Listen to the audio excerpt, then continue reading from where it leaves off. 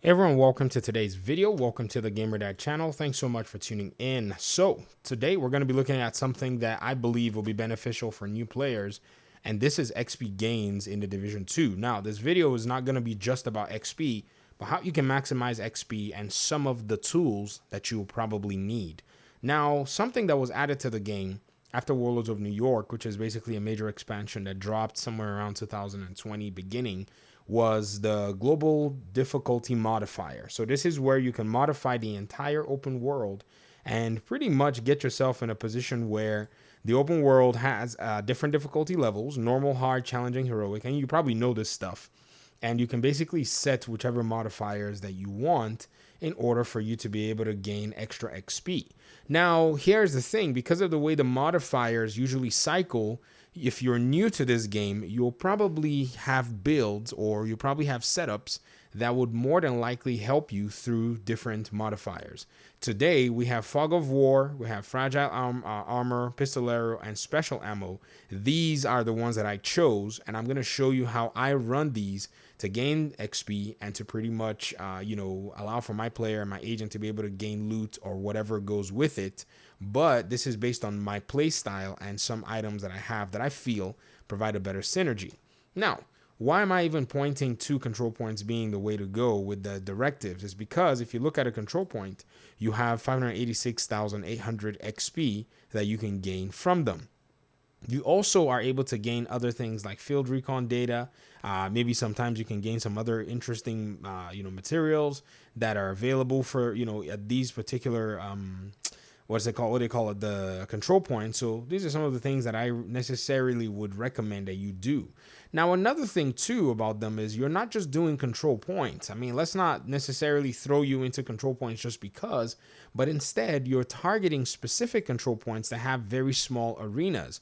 So there are a few of them that provide that, where you can quickly knock them out within about 10 minutes if you're built effectively. And this is where the XP churning really does come to light.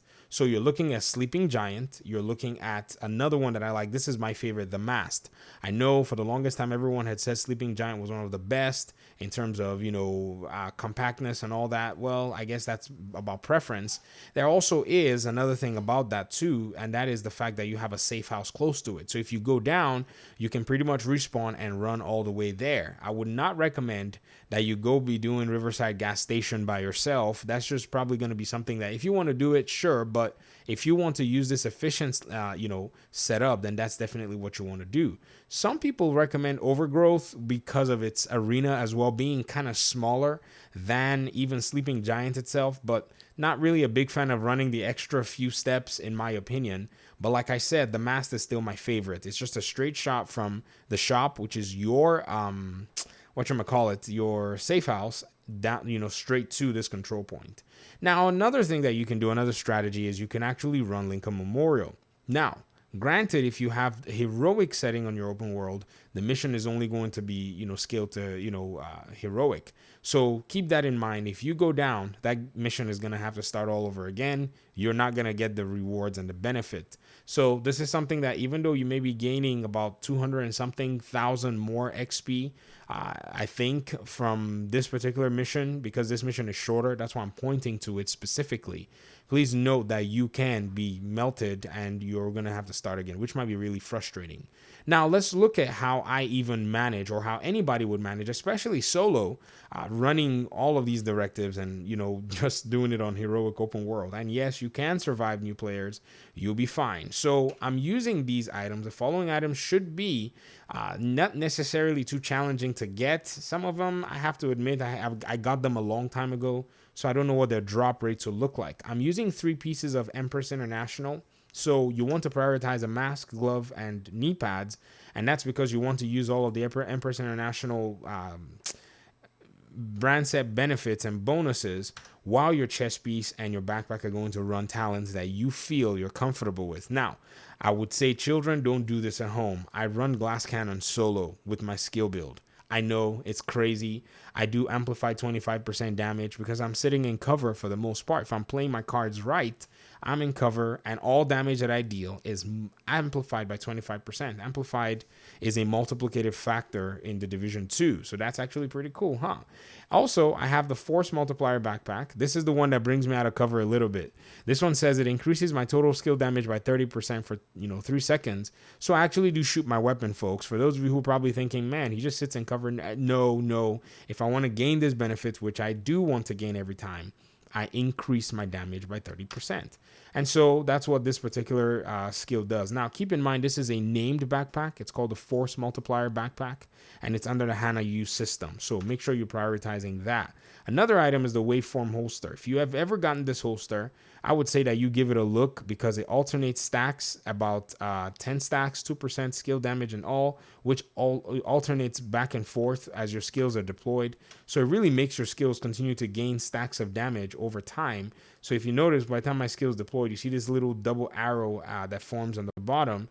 And that's pretty much what it does. It just continues to give one skill a stack, and then after giving it the full stack, it gives the other one a stack. And that's why I use a turret and a drone, because these two are artillery style weapons and they have consistent automatic fire. So as they're gaining the bonuses, they're pretty much swapping back and forth with the extra damage buff that the Waveform holster is adding to them. I also run the Technician specialization. It's actually pretty good for skill.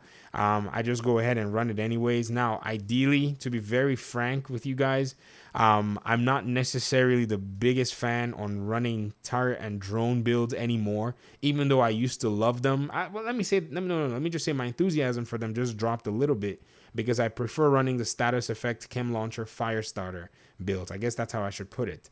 Now, my sidearm, because I have the Pistolero modifier, I use a sidearm. I use a TDI card custom, which has I need to go ahead and basically roll this to max. Oh, forgive me, folks. I'm very bad at doing that. And I guess I have to optimize it. And I rolled in sync on this particular one. So this one's got in sync on it. And in sync is a very wonderful talent. It says hitting an enemy grants 15% skill damage for 5 seconds. Using a skill while damaging an enemy with a skill grants the weapon 15% damage for 5 seconds. Damage increases are doubled while both buffs are active at the same time. So that's actually pretty cool, if you know what I mean. Oh, here's one that I have. This one's got optimal range. Yuck.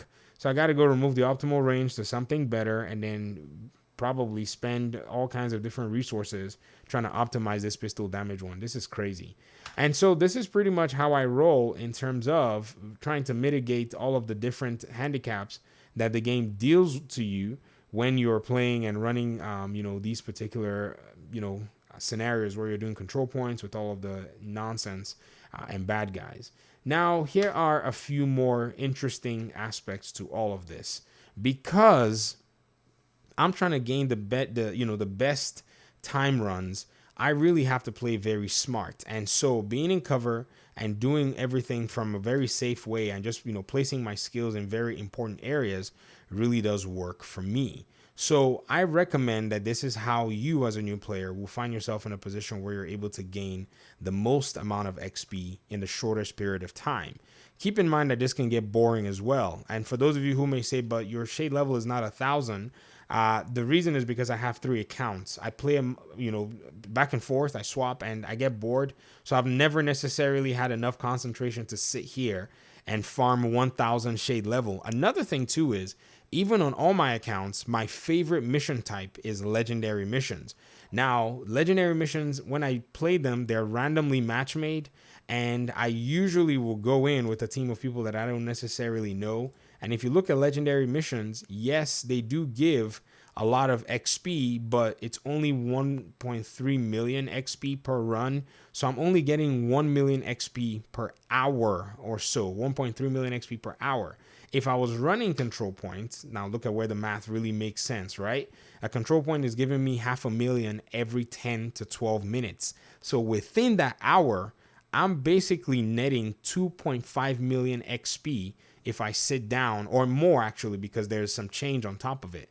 So because of the mission structure I love playing, naturally, my shade level is going to be somewhat low because I don't play everything in the game. I just come here and I match make over and over again, even when I've already done my weekly. I think I've already done this particular legendary mission once already, and I'll just be matchmaking all week because I'm now back in the circuit. So that's why you're seeing my numbers really weird. My other accounts have enough shade level to give me 1,000 if somebody, is basically being technical. I've seen comments like that say, oh, why don't you get your shade level to 1,000 first before you give any advice? And I laugh and say, yeah, the amount of division I've forgotten, you haven't played yet. Anyways, that's pretty much my own recommendation right now. I really want to hear your thoughts in the comment section. For those of you who are veterans who are watching this video, you know what to do. You can pretty much start dropping your own personal tips. Me, I like the control point system, but it's only very minimal in a sense. I would just find myself when I play enough control points, I don't care about my shade level, honestly. I just make my way into a legendary because I really like those missions. I don't know why. It's weird in a weird sense. All right, that's it for me. Talk to you guys very soon. I appreciate your time and audience, and hopefully we'll see you in another video. Peace out.